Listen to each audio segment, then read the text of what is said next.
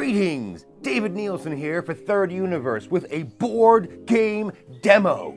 Today, we're gonna slink down on the ground and peer through our scopes at birds! Yes, that's right, birds, because we are flying high with the glorious game WINGSPAN, designed by Elizabeth Hargrave, produced by Stonemaier Games with Automata Factory. This is a beautifully designed, brilliantly crafted game for 1 to 5 players, set in the cutthroat and action-packed world of birdwatching. You see birds! You feed birds! You harvest their eggs for a variety of unsavory activities. All kidding aside, it is a fantastic game. So let's take a look, shall we? But first, don't forget to like and subscribe and hit the notification button. WINGSPAN consists of cards, food tokens, eggs, more tokens, a DIY birdhouse, dice, little cubes, this cool card holder that doubles as a card holder, various rule books, a starter game, and game boards that kind of look like leather-bound birdwatching journals. The object of the game is to score the most points over 4 rounds consisting of a diminishing number of turns. There are many different ways to score those points. How you choose to do so is entirely up to you. Hint, they all involve birds. Now, we'll go over all of those different point scoring mechanisms in a moment, but first, the setup. Before you even think about playing, you have to build the birdhouse. Not the handiest of players? Have no fear.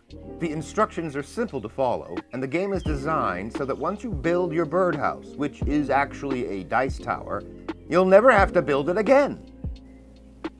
Alright, now you've got your birdhouse dice tower. Now what? Well, for starters, each player needs one of these faux leather journal game boards. They're all the same, so there's no need to fight over them. Then, each player will take a color set of cubes. There are 8 cubes per color, so each player takes those. Then, they shuffle up these bird cards here, deal out 5 to each player, and place 3 on top of this carrying case.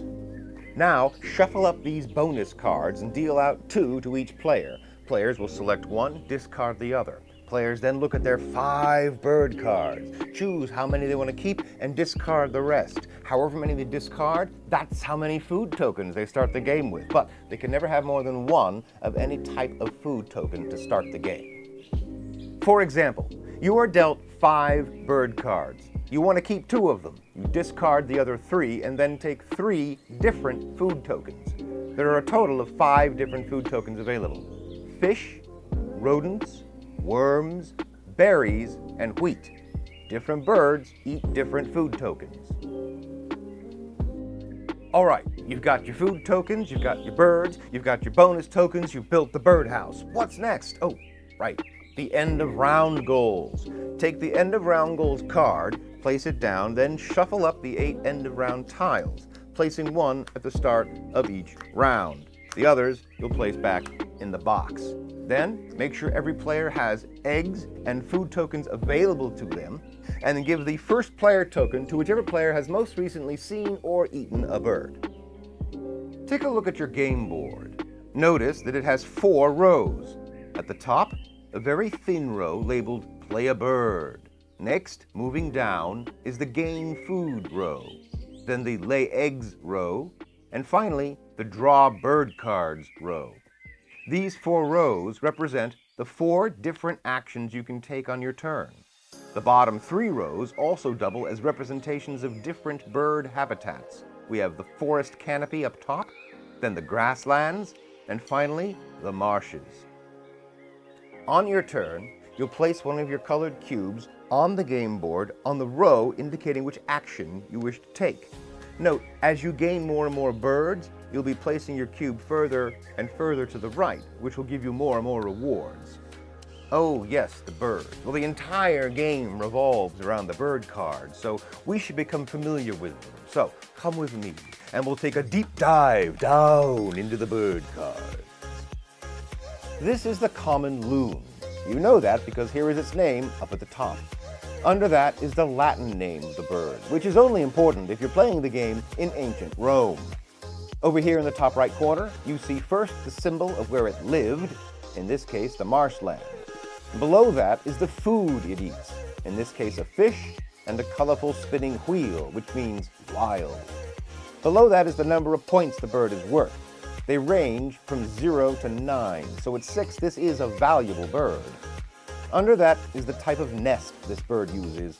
There are 4 types of nest. The common loon nests on the ground. But there are also bowl nests, platform nests, and cavity nests. Finally, there are star nests, which are wild, meaning these birds don't give a flying fudge where they nest. Under the nest is the number of egg-shaped icons, which account for how many eggs the particular bird can lay. The common loon can only have 1 egg, but other birds can have as many as 6. Moving down the card, we have the length of the wingspan here, and then the action section that is usually either brown, pink, or white.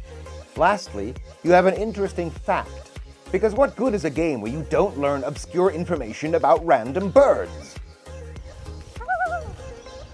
Now let's take a look at the 4 actions you can do on your turn. You'll take your cube and place it down on the board. We'll start at the top with play a bird, this little thin row up top. To play a bird, you place your cube down, then take a bird from your hand and place it in the leftmost available slot on the board in its habitat. To do so, you must first pay its cost in food, which is listed here on the bird card, and also pay its cost in eggs, which is listed here on the row. Note, the first in each habitat will not cost any eggs, but after that, they will start costing you eggs, because here, yes, in Wingspan, the chicken literally comes before the egg. Next, we have the Gain Food row. Placing your cube in this row allows you to gain food by selecting die out of the bird feeder. Pick a die, remove it from the bird feeder, and take the corresponding food token. As you can see, the more birds you have in the forest canopy, the more food tokens you gain when you choose this action.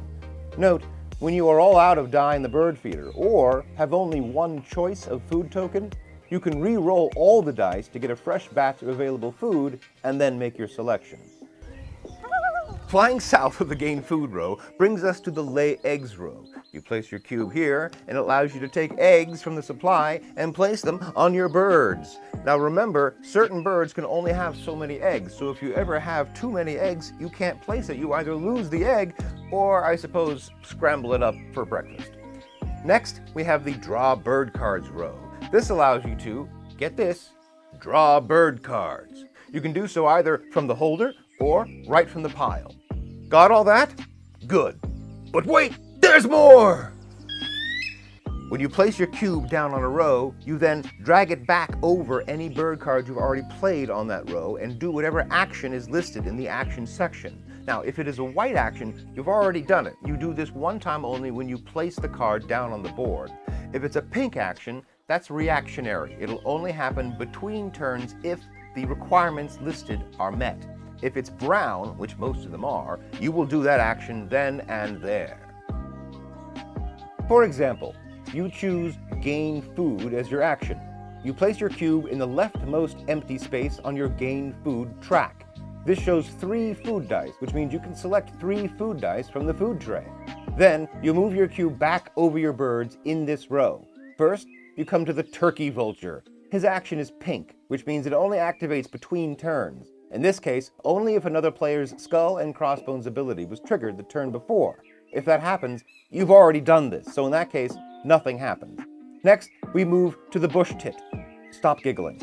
This has a brown action, which means we'll do it now. The card reads, tuck a card from your hand behind this bird. If you do, also lay 1 egg on this bird. So if you want, you take one of your bird cards from your hand and just tuck it behind the bird. Tucked cards are worth points at the end of the game, so this is a chance to get a point. Then, after that, you could lay an egg on the Bush Tit. Again, stop giggling. Next, we move to the Spotted Owl. Its action is white, so we did this when we first played the bird, so nothing happens this time. Finally, we come to the Carolina Chickadee. Another brown power, so we'll do it now. It says to gain 1 wheat from the supply and cash it on the card. Cached food is worth points at the end of the game, so this is a free point. After that, we move the cube to the final spot, which says simply gain food. We leave it there, and that's the end of your turn. You place 1 action cube per turn, then it's the next player's turn. Eventually, everybody will run out of action cubes, which means it's the end of the round. Time to check the end of round goals. Take a look at the end of round card. For round 1, the goal was birds in treetops. So count up how many birds you have thus far played in the treetops. Whoever has the most places a cube in the first place slot, second in second, etc. If you tie, the two of you share that top spot and the next person gets the third slot, skipping over the second. Once everyone's done, you collect the rest of your cubes and discard the 3 cards on top of the card holder, deal out 3 more, and you're ready to go for the next round. But wait, you say, I only have 7 cubes. That's right. The game has diabolically stolen one of your cubes, and now in round 2 you only have 7 turns. In round 3 you will have 6, and round 4 you'll only have 5. It's the incredible shrinking game. At the end of round 4, the game is over, and it's time to count up the points and see who has won the avian appreciation competition. There are several ways to win points. First, your birds. This will usually be the largest chunk of your points. Just add up the values of all the birds you played onto your leather birdwatching journal. Next, the bonus cards. Did you make your bonus? Gain the points? Didn't make your bonus? Wallow in misery? Next, the end of round points. Then you get points for each and every egg you currently possess. Then points for food you've cached on your birds, and for cards you have tucked behind your birds. Add that up and you have your score. Whoever has the highest score wins the game and immediately traps, cooks, and eats the other players, who all taste like chicken. Tasty. It's a fantastic multiplayer game, and it'll take you between half an hour and an hour to play, and is far more fun than actual birdwatching. We have it in stock at Third Universe today, so give us a call, or come on down to the store today, or check us out on our website at www.thirduniverse.com. That's www.3rduniverse.com. Then gather your friends and or fellow birders and enjoy the best game about bird watching since it's a really good game.